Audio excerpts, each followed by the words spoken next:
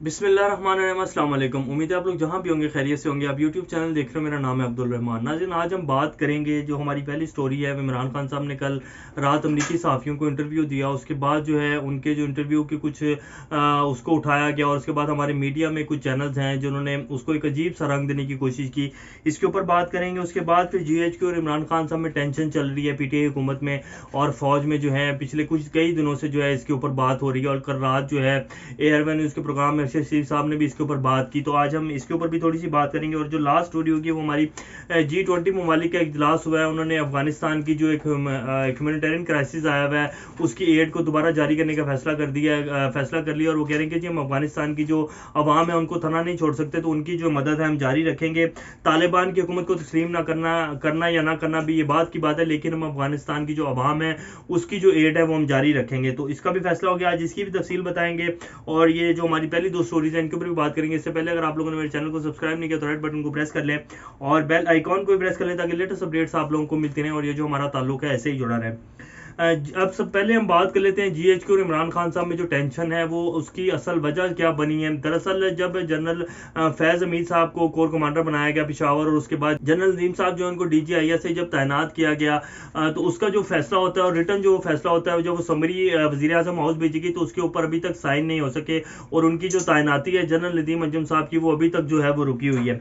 इसकी वजह से कुछ सरगोशियाँ होना शुरू हो गई। पिछले काफ़ी दिनों से ये मामला चल तो रहे थे, लेकिन कल रात को जो है मीडिया के ऊपर जो है हमारा इलेक्ट्रॉनिक मीडिया उसके ऊपर भी बातें होना शुरू हो गई। अब असल इसमें कहा जा रहा है कि जी फौज में और PTI की हुकूमत में कुछ मसाइल चल रहे हैं। इसी टॉपिक को रऊफ क्लासरा साहब ने भी कोट किया और उन्होंने फवाद चौधरी साहब को क्वेश्चन करते हुए जब उन्होंने पूछा तो उन्होंने कहा कि जी कुछ इश्यूज हैं लेकिन वो जल्द सॉल्व हो जाएंगे। अभी तक इसके ऊपर इतना जो है वाजिया क्लियरेंस आई है इस टॉपिक के ऊपर, इस बयानात जो चल रहे थे सोशल मीडिया के ऊपर भी और इलेक्ट्रॉनिक मीडिया के ऊपर। उसके साथ जो है कल रात जो है मीटिंग भी हुई है। तो अभी आज जो सुबह खबरें आ रही हैं वो यही आ रही हैं कि अभी तक जो है टेंशन बरकरार है। अब देखिए इसके ऊपर आगे क्या बनता है, लेकिन अभी जो खबरें आ रही हैं वो वाकई ये सही हैं कि वाकई इस टाइम फौज और इमरान खान साहब की जो हुकूमत है उनके दरमियान टेंशन चल रही है, क्योंकि इतनी बड़ी तैनाती इतने आला ओहदे के ऊपर जो है वज़ीर आज़म हाउस में समरी आए और उसके ऊपर साइन ना हो सके और बहाने बनाए जाएँ और उसके तो इसमें कोई ना कोई तो मसला है। लेकिन आगे जब इसके ऊपर बात होगी या कुछ भी खुलकर सामने आएगा तो इसके ऊपर आपको बताएंगे। अब हम बात करते हैं इमरान खान साहब का इंटरव्यू जो इमरान खान साहब ने कल रात अमेरिकी सहाफ़ियों को दिया। एज यूजुअल इंटरव्यू था। इमरान खान साहब का मौक़िफ़ पहले भी जितने इंटरव्यू ले गए उसमें अफगानिस्तान के मसले के ऊपर भी बातचीत होती है, हमेशा बातचीत हुई है। और जितने भी सहाफ़ी हैं वो यही सवाल करते हैं कि जी अफगानिस्तान में जो है पाकिस्तान ने तालिबान को सपोर्ट किया है और इमरान खान साहब का हमेशा से वही मौक़िफ़ है जो पिछले कई इंटरव्यू में उन्होंने दिया कि जी हमने कोई सपोर्ट नहीं किया। तालिबान अपने ज़ोर बाजू पर आए हैं और वो किसी भी मुल्क की जो है अपनी ज़मीन के ऊपर जो है वो हुक्मरानी नहीं चाहते और ना ही किसी को अपने उसमें मामलात में दखल अंदाजी करना देना चाहते हैं। तो इस वजह से वो शुरू से जंग लड़ रहे हैं। उन्होंने सोवियत यूनियन के खिलाफ भी लड़े, उसके बाद फिर उन्होंने अमेरिका को भी यहाँ जो होता रहा सब आप लोगों के सामने। लेकिन हमारे खिलाफ जो एक हमारे ऊपर इस जंग का मलबा डाला जा रहा है और हमें इसका वो किया जा रहा है, ब्लेम किया जा रहा है कि जी हमने तालिबान की सपोर्ट की है। तो हमने तो 5 मिलियन रिफ्यूजीज, पाकिस्तान वाहिद वो मुल्क है जो इस जंग का अलायंस होने के बावजूद पाकिस्तान में 480 ड्रोन हमले किए गए और जो पाकिस्तान ने भुगता है किसी भी दुनिया के और मुल्क ने नहीं भुगता अफगानिस्तान के बाद।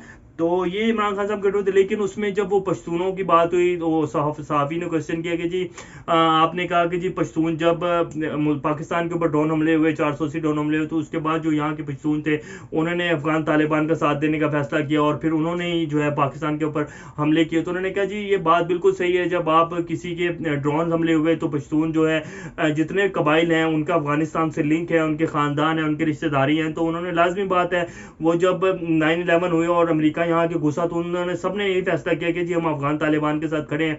तो उसके बाद फिर उसका लाजमी बात है जो रद्द-ए-अमल आया वो पाकिस्तान के खिलाफ भी आया और पाकिस्तान के ऊपर भी हमले किए गए।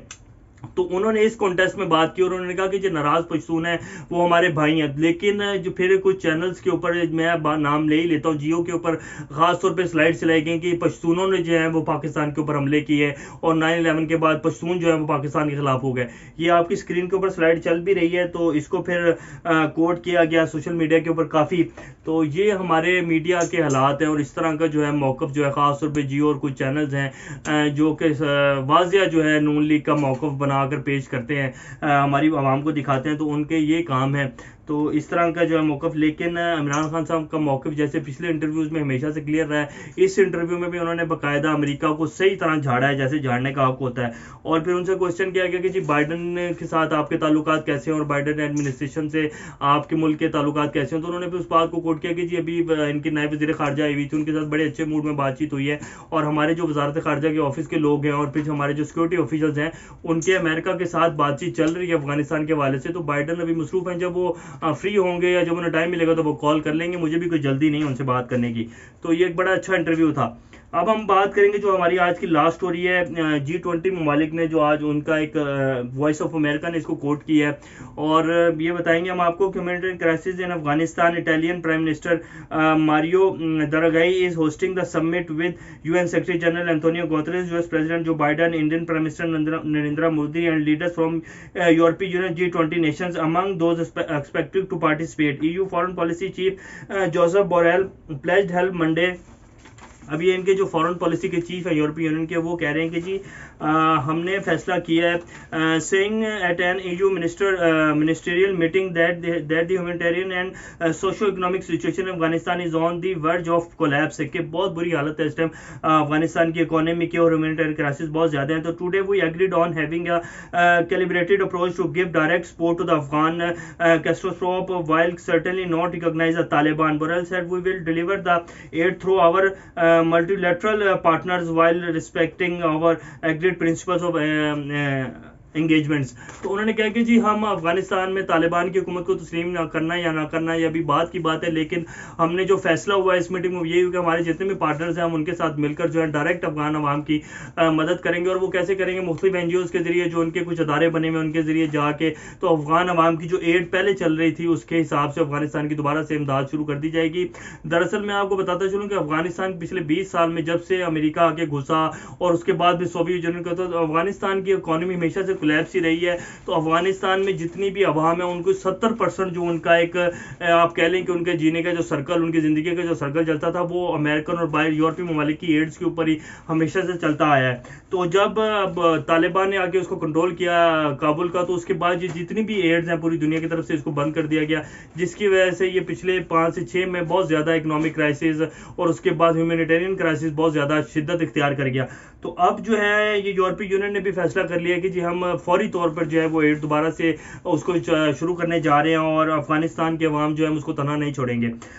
अब तालिबान का भी मैं आपको लास्ट में बताता हूँ कि तालिबान भी इस टाइम दोहा में मौजूद हैं। कल वो जो है अमेरिका से मुज़ाकरात उनके ख़त्म हुए हैं, आज वो जर्मन वज़ारत ख़ारजा के ऑफिस उनसे भी मुलाकात हुई और यूरोपीय यूनियन के लोगों से भी इस मरासले के बाद उनकी मुलाकात होने जा रही है आज के दौर में। उसकी भी तफसीलात आएंगी, लेकिन उसमें भी बात यही होगी कि जी आप हमारी एड तो शुरू करें, अब हमारी जब हुकूमत कंफर्म तश्कील पा जाएगी तो उसके बाद तस्लीम ना तस्लीम करने का फैसला होगा, लेकिन अफगान अवाम जो है उसको बिल्कुल तनहा ना छोड़ा जाए। तो तालिबान का भी शुरू से मौक़िफ़ यही था कि जी हमारी हुकूमत की तश्कील पा जाएगी और जितने भी हकूक़ के तहफ़्फ़ुज़ात, अवाम के हकूक़ और उसके साथ साथ जितनी भी मुश्किलात हैं आप लोगों को और बाहर के ममालिक जो हमसे उम्मीदें लगा के बैठे हुए हैं, हम उन पर पूरा उतरने की कोशिश करेंगे। लेकिन अभी जो हमारा फर्स्ट प्रायोरिटी हमारी अवाम है जो कि इस समय शदीद खुराक की किल्लत और सेहत की सहूलियात का फुकदान होने की वजह से बहुत मुश्किल हाल में है, तो आप वो जो एड है हमारी उसको जारी करें। अभी तक के लिए इतना, इंशाल्लाह नेक्स्ट खबरों के साथ दोबारा आप लोगों के सामने हाजिर होंगे। तब तक अपना और गिरदनवा के लोगों सबका ख्याल रखिएगा और इस चैनल का भी ख्याल रखिएगा।